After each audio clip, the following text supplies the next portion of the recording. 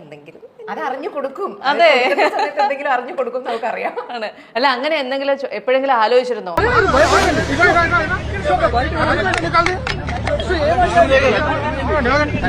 എല്ലാവർക്കും നമസ്കാരം. ഞാൻ കുലുക്കും, നിങ്ങൾ കുലുങ്ങരുത്. അതാണ് കെ ഫാമിലിയുടെ അജണ്ട എന്നാണ് ഞാൻ മനസ്സിലാക്കുന്നത്. കുറച്ച് ബോധവും വിവരം അഹാനയ്ക്കുണ്ട് എന്ന് ഞാൻ വിശ്വസിച്ചു. അതെൻ്റെ തെറ്റ്, എനിക്ക് പറ്റിയ തെറ്റ്. ഞാൻ അങ്ങനെ ചിന്തിക്കാൻ പാടില്ലായിരുന്നു. സത്യമുള്ള കാര്യം പറയാമല്ലോ. ഉള്ളതിൽ തമ്മിൽ ഭേദം തൊമ്മൻ എന്ന് പറയുന്ന പോലെ അഹാന കുഴപ്പമില്ല, കുറച്ച് ബോധത്തോടെ വിവരത്തോടെയൊക്കെയാണ് കാര്യങ്ങൾ ഹാൻഡിൽ ചെയ്യുന്നതെന്ന് ഞാൻ വിചാരിച്ചു. That's my really mistake. കെ ഫാമിലി ഹെയറിലാണ് ഇപ്പോൾ ഓരോരുത്തരായിട്ട് പോവുകയാണ്. ഇനി നമ്മുടെ ഇഷാനിയും അതുപോലെ തന്നെ കൃഷ്ണേട്ടനും സിന്ധു ചേച്ചിയും കൂടി എയറിലായി കഴിഞ്ഞാൽ ഫാമിലി ഫുൾ എയറിലായി. അവർ രണ്ടുപേരും മിണ്ടാൻ പറ്റത്തില്ല. ഈ അവസ്ഥയിൽ ഇരിക്കുകയാണ്. എന്തായാലും കൊള്ളാം. എല്ലാവർക്കും ഓൾ ദി ബെസ്റ്റ്. എല്ലാവരും പറക്കട്ടെ, പറന്ന് പറക്കട്ടെ. അഹാന ചെയ്തിട്ടുള്ള ലോക മണ്ടത്തരം നമ്മുടെ സാത്താൻ്റെ ചാനലിൽ പോയിട്ട് ഇവളൊരു കമന്റ് ഇട്ടിട്ടുണ്ടായിരുന്നു. ഈ കമന്റ് കണ്ടപ്പോഴേ ഞാൻ മനസ്സിലാക്കി, തീർന്നു, ഇത്രേ ഉണ്ടായിരുന്നുള്ളൂ. ഞാൻ ചുമ്മാ എന്തൊക്കെയാണ് അഹാന കുറച്ച് വിവരബോധോ പൊക്കണമൊക്കെ ഉള്ളതാണെന്ന് പറഞ്ഞാൽ ഇങ്ങനെ കെട്ടി പടർത്തി എടുക്കുകയായിരുന്നു.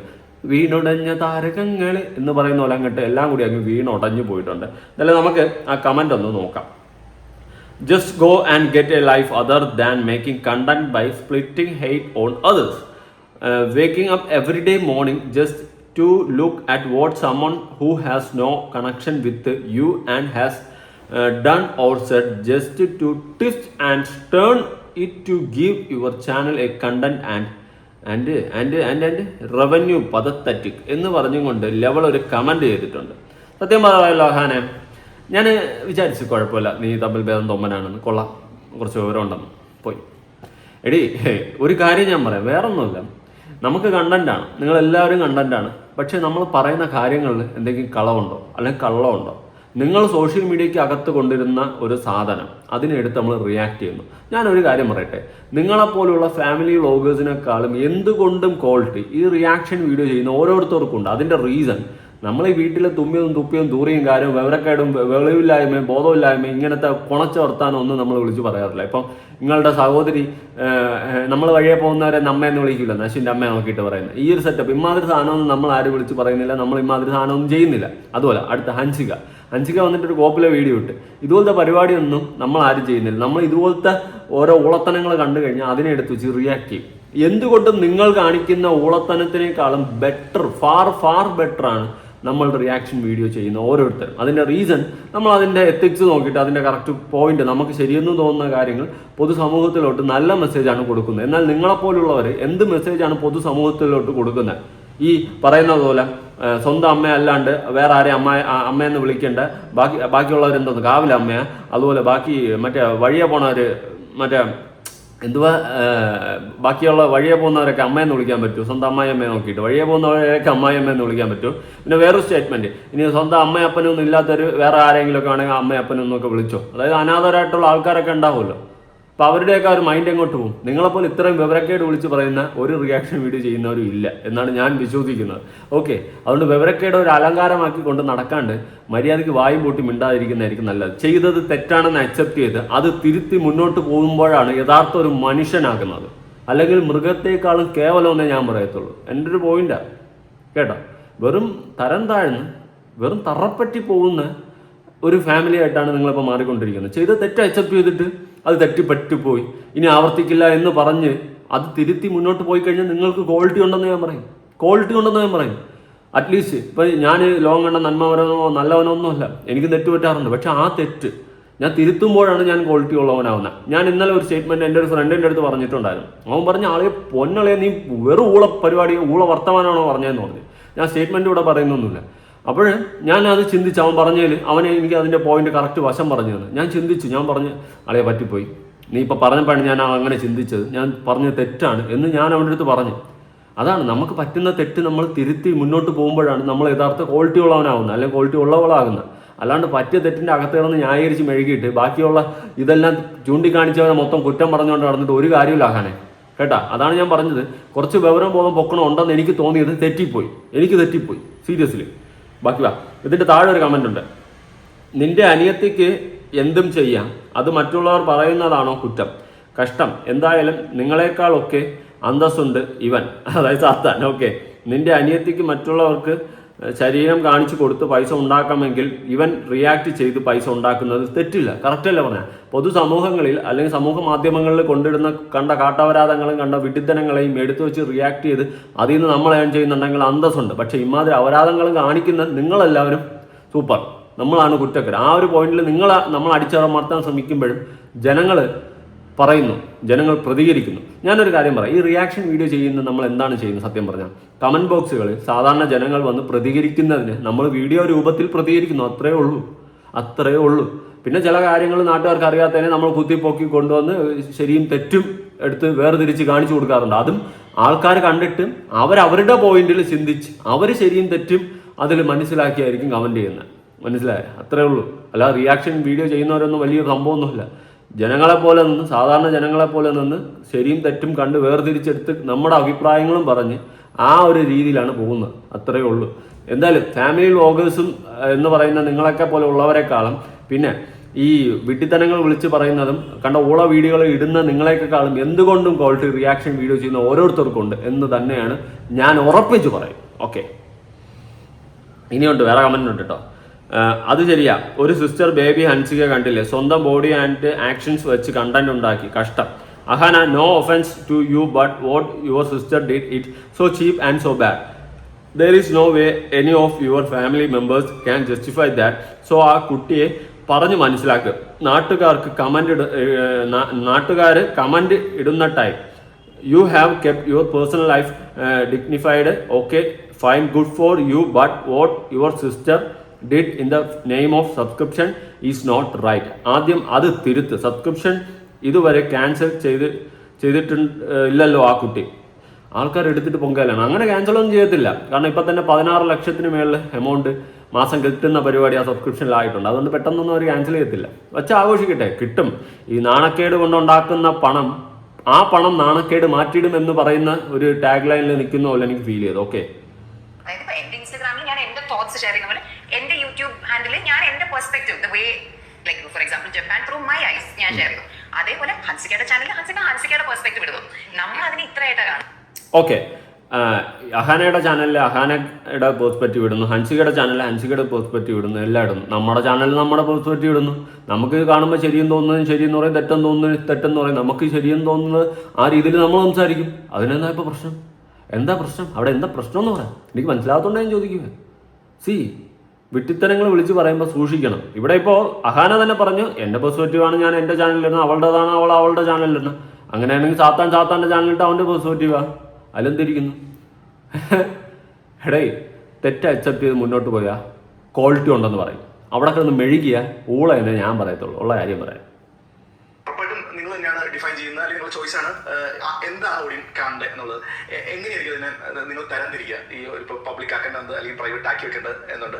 ചിലപ്പോൾ മനസ്സിലാവാതെ അറിയാത്ത കാര്യങ്ങൾക്ക് പോലും ബ്ലോഗിൽ വന്ന എഡിറ്റഡ് ആയിട്ടുള്ള ബ്ലോഗിൽ വന്ന കാര്യത്തിൽ ചിലപ്പോൾ ആളുകൾ പഠിക്കുന്നതും പലപ്പോഴും കേൾക്കാറുണ്ട്. അപ്പൊ എനിക്ക് പേഴ്സണലി അങ്ങനത്തെ, കാരണം ഞാൻ അത്രയും ശ്രദ്ധിച്ച്, കാരണം ഇപ്പം ഒരു ട്രാവൽ ബ്ലോഗ് ആണെങ്കിൽ I just document all my experiences and then തിരിച്ചൊക്കെ വന്നിട്ട് ഞാൻ അതിനെ എഡിറ്റ് ചെയ്യും. എഡിറ്റ് ചെയ്യുമ്പോൾ ആ ഒരു എഡിറ്റ് നറേറ്റീവിന് സൂട്ട് ആവുന്ന പോലത്തെ സാധനങ്ങൾ. അതിലിപ്പം വേണ്ടാന്ന് പറഞ്ഞ് കട്ട് ചെയ്ത് കളയുന്ന ചിലപ്പോൾ എനിക്ക് എന്തെങ്കിലും ലാഗ് തോന്നുന്നതോ അല്ലെങ്കിൽ ആവശ്യമില്ലാന്ന് തോന്നുന്നതോ ആയിട്ടുള്ള ഫുട്ടേജസ് ആയിരിക്കും. അപ്പം ഞാൻ യൂഷ്വലി ഇപ്പോൾ ഒരു എൻ്റെ വ്ളോഗ്സിനെ, എൻ്റെ ട്രാവൽ വ്ളോഗ്സിനൊക്കെ ഞാനൊരു കുഞ്ഞു സിനിമ പോലെയാണ് ഞാൻ അതിനെ കാണുന്നത്. അപ്പം ഞാൻ അത്ര ശ്രദ്ധിച്ച് നോക്കി എഡിറ്റ് ചെയ്ത് അത് റിവ്യൂ ചെയ്ത് അങ്ങനെയാണ് യൂഷ്വലി. അപ്പൊ എനിക്കങ്ങനെ വേണ്ടാത്തതൊന്നും ഇട്ട് വന്നിട്ടുള്ള എക്സ്പീരിയൻസ് എനിക്കധികം വന്നിട്ടില്ല. കാരണം ഞാൻ യൂഷ്വലി അത്ര നോക്കിയാണ് ഇടുന്നത്. അപ്പൊ ഇവിടെ അഹാന തൻ്റെ വീഡിയോയിൽ വേണ്ടാത്തതൊന്നും ഇടാറില്ല, ആവശ്യമില്ലാത്തൊന്നും ഇടാറില്ല, ഞാനെല്ലാം നോക്കി ഇടാറാണ് പതിവ് എന്നാണ് ഇവിടെ പറയുന്നത് അല്ലേ. അപ്പം അതിന് അർത്ഥം എന്താ? ഹൻസിക വേണ്ടാത്തത് ഇട്ട് എന്നല്ലേ. അവിടെ ഒരു ഇൻഡയറക്ട്ലി കുത്ത് ഇവിടെ അഹാന തന്നെ കൊടുക്കുന്നുണ്ട്. പിന്നെ ഒരു കാര്യം, ഇപ്പോൾ ഹൻസികയെ കാപ്പാത്താൻ വേണ്ടിയിട്ട് ദിയെ കാപ്പാത്താൻ വേണ്ടിയിട്ട് അഹാന വന്നു എന്നാണ് എനിക്ക് തോന്നുന്നത്. ഓരോരുത്തരായിട്ട് മാറി കാപ്പാത്തിക്കൊണ്ടിരിക്കുകയാണ്. ലാസ്റ്റ് എല്ലാവരെയും കാപ്പാത്താനായിട്ട് നമ്മുടെ KK ഏട്ടൻ വരും. കൃഷ്ണകുമാർ ഏട്ടൻ വരും. ഏട്ടൻ വന്നിട്ട് എല്ലാം ഏറ്റെടുത്ത് ഒറ്റ കയറി പോകും. മിക്കവാറും അതായിരിക്കും സംഭവിക്കാൻ പോകുന്നത്. ഇനി വേറൊരു ഒറിജിനൽ എന്ന് പറയുന്ന യൂട്യൂബ് ചാനലിൽ വന്നിട്ടുള്ള ഒരു ഇന്റർവ്യൂ ഉണ്ട്, അതിന്റെ കുറച്ച് ഭാഗം ഞാനൊന്ന് കൊടുക്കാം. ഹൻസികയ്ക്ക് റെമ്യൂണറേഷൻ എന്താ തരാത്തേന്ന് അമ്മൂനോട് എന്താ ചോദിക്കാത്തെ? അത് നമുക്ക് തന്നെ അറിയാം. അല്ലെങ്കിലേ പഠിച്ചിട്ട് ചോദിച്ചില്ല. എന്തെങ്കിലും അത് അറിഞ്ഞു കൊടുക്കും. അതെ, എന്തെങ്കിലും അറിഞ്ഞു കൊടുക്കും നമുക്കറിയാം. അതെ. അല്ല, അങ്ങനെ എന്തെങ്കിലും എപ്പോഴെങ്കിലും ആലോചിച്ചിരുന്നോ ചേച്ചി എനിക്ക് ഇതിന് റെമ്യൂണറേഷൻ തരുമായിരിക്കുമോ എന്ന് ആലോചിച്ചിട്ടുണ്ടോ? ഞാൻ ഐ തിങ്ക് ഇതിനെ പറ്റി പണ്ട് സംസാരിച്ചു. ഞാൻ അമ്മ ഇപ്പൊ എനിക്ക് എന്ത് കിട്ടും അങ്ങനെ റിട്ടേൺ എന്നുള്ള രീതിയിൽ ഞാനങ്ങനെ എനിക്ക് ഓർമ്മയില്ല. അല്ല, കാഷ്വലായിട്ട് ഞാൻ ചോദിച്ചു, ഫണ്ട് രീതിയിലാണ് ചോദിച്ചത്. അത് ഞാൻ റെമ്യൂണറേഷൻ തന്നെ പറ്റും ആ രീതിയിലല്ല ചോദിച്ചത്. It can be anything in return. അങ്ങനെ വാങ്ങി സിനിമ ചെയ്യുന്ന നിമിഷവിക്ക് പോലും റെമ്യൂണറേഷൻ കിട്ടിയിട്ടില്ല.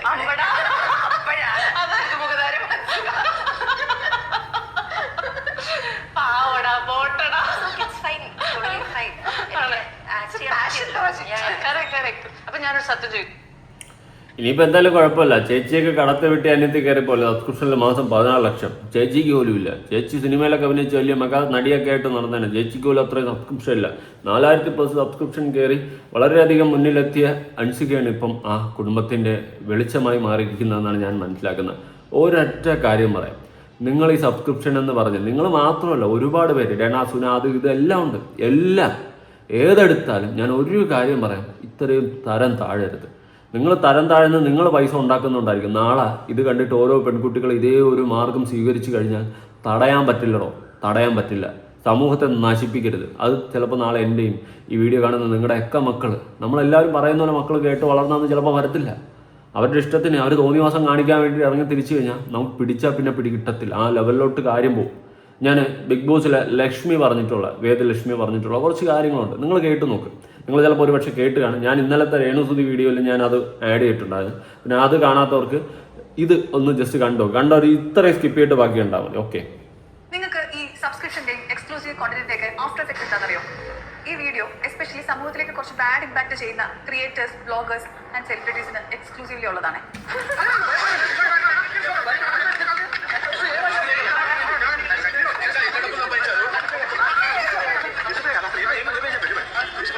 നിങ്ങളിപ്പോ ഈ കണ്ട വീഡിയോ തെലങ്കാനയിലെ ആങ്കർ, ആക്ട്രസ്, എക്സ് BB കോntestant ഒക്കെ ആയിരുന്ന വിഷ്ണുപ്രിയ സബ്സ്ക്രിപ്ഷന്റെ പേരിൽ നേരിടുന്ന ഒരു പരസ്യ മാധ്യമ വിചാരണയാണ്.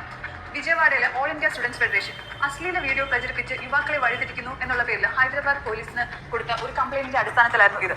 2 ദിവസം മുന്നേ ടെലിഗ്രാം മാഫിയ കോൾ ഔട്ട് ചെയ്യുന്നതിനെ കുറിച്ച് ഞാനൊരു വീഡിയോ ചെയ്തിട്ടുണ്ടായിരുന്നു. അത് കോൾ ഔട്ട് ചെയ്യുന്നതിന് മുന്നേ എസ്പെഷ്യലി കേരളത്തിലെ ക്രിയേറ്റേഴ്സ്, ബ്ലോഗേഴ്സ്, ഇൻഫ്ലുവൻസേഴ്സ്, സെലിബ്രിറ്റീസ് അങ്ങനെ കുറച്ച് പേരുടെ കാര്യങ്ങൾ കോൾ ഔട്ട് ചെയ്യാതിരിക്കാൻ പറ്റത്തില്ല. എസ്പെഷ്യലി സ്ത്രീകൾ. സ്ത്രീ സുരക്ഷയ്ക്ക് ഇത്രയും ഊന്നൽ കൊടുക്കുന്ന ഇന്നത്തെ കാലത്ത് തന്നെ സമൂഹത്തിന് മാതൃക ആവേണ്ടവർ തന്നെ പണത്തിന് വേണ്ടി ഇത്തരം കാര്യങ്ങൾ ചെയ്യുമ്പോൾ അതൊരു വലിയ വിഭാഗത്തിനെ നെഗറ്റീവ്ലി ഇമ്പാക്ട് ചെയ്യുന്നുണ്ട്. മലയാളത്തിൽ ഉൾപ്പെടെ സൗത്ത് ഇന്ത്യയിലെ ലീഡിംഗ് സെലിബ്രിറ്റീസ് ആയിരുന്ന കിരൺ റാത്തോർ, പൂനം ബാജ്വ തുടങ്ങിയ മുൻനിര നായകന്മാർ പോലും സബ്സ്ക്രിപ്ഷന്റെ പേരിൽ നഗ്നതാ പ്രദർശനം നടത്തി പണം സമ്പാദിക്കുന്നുണ്ട്.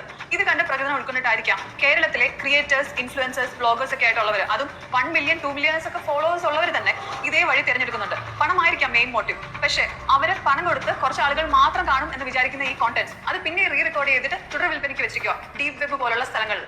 അപ്പോൾ ഇവർ ഉദ്ദേശിക്കുന്ന ഒരു ഓഡിയൻസിലോട്ട് മാത്രമല്ല ഈ കോണ്ടന്റ്സ് എത്തുന്നത്. ഡേ ടു ഡേ ലൈഫിൽ സാധാരണക്കാർ എല്ലാ ദിവസവും കാണുന്ന ഈ ഇൻഫ്ലുവൻസേഴ്സിന്റെ ഒക്കെ പ്രചോദനം ഉൾക്കൊണ്ടിട്ടായിരിക്കാം വീട്ടിലെ പെൺകുട്ടികളും സ്ത്രീകളും പോലും ഇതേ ഒരു വഴി തിരഞ്ഞെടുക്കുന്നുണ്ട്. ഞാൻ കണ്ട ടെലിഗ്രാം ചാനലിൽ മാക്സിമം ഭൂരിഭാഗം ആൾക്കാരുണ്ടായിരുന്നത് ഓർഡിനറി ആയിട്ടുള്ള മലയാളി പെൺകുട്ടികളും സ്ത്രീകളും തന്നെയായിരുന്നു.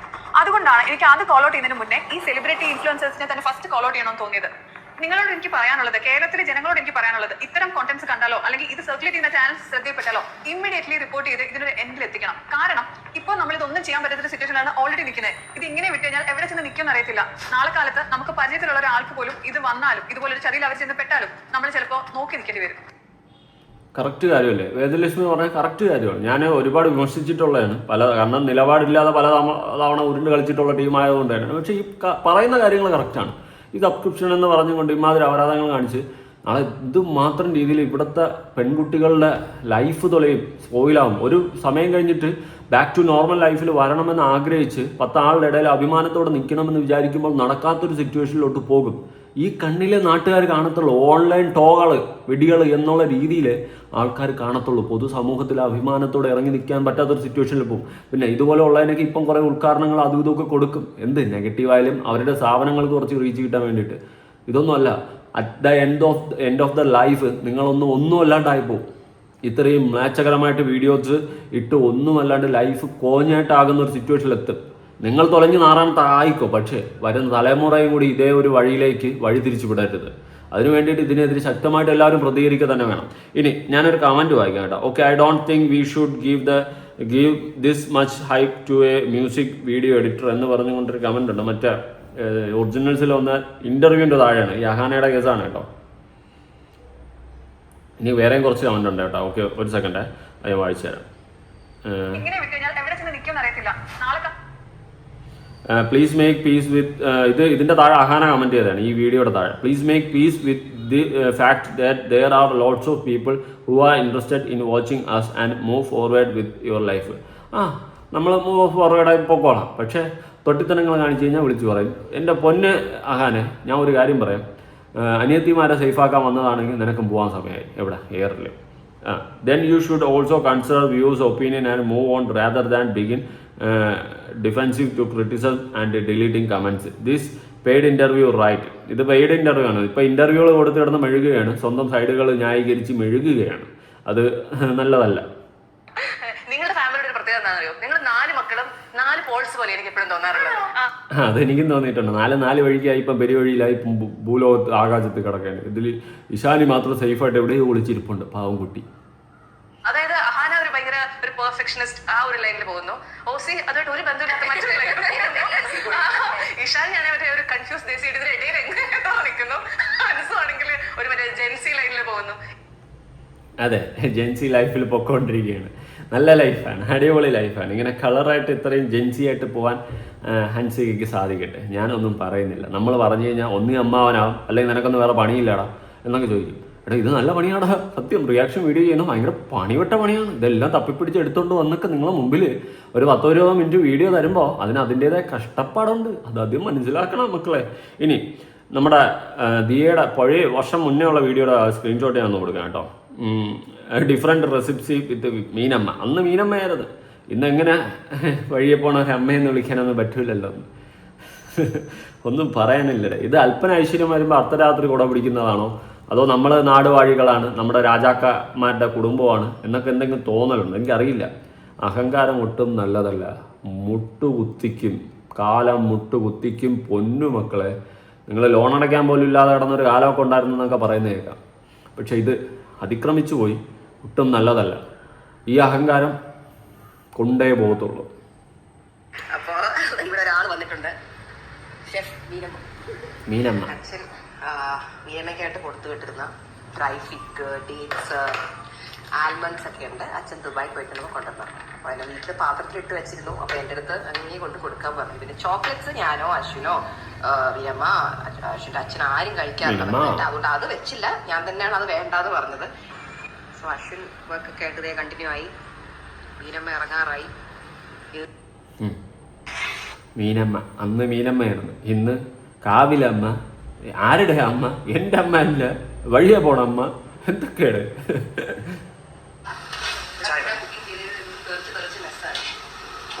എത്ര ക്ലീൻ ചെയ്താലും കഴിക്കുമോ? ഇത്രയും വലിയ പാത്രങ്ങളെല്ലാം ഈ പുളിവെള്ളം മുഴുവൻ ഞാൻ തട്ടാൻ പോകണേ. അയ്യോ, എനിക്ക് സ്നേഹമുണ്ട്. ഞാൻ നല്ല വെച്ചാൽ ഇവനാണ് കേക്ക്. ഓൺലൈൻ വഴി വാഴയ്ക്കപ്പം ഓർഡർ ചെയ്ത് ബാക്കി വരാൻ പറയും. അതൊക്കെ ഇവിടെ ലൈവായിട്ട് വന്നാൽ ഉണ്ടാക്കി തരാം. ഒരു വാഴയ്ക്കപ്പം 5 രൂപ.